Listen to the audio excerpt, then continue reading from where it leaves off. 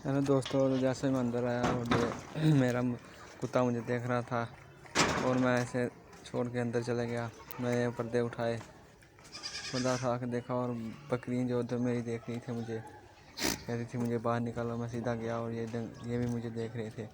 मैंने गया अपनी खुडे की तरफ, खुडों का ताला लगा था, ताला मैंने खोला, ताला खोल रहा था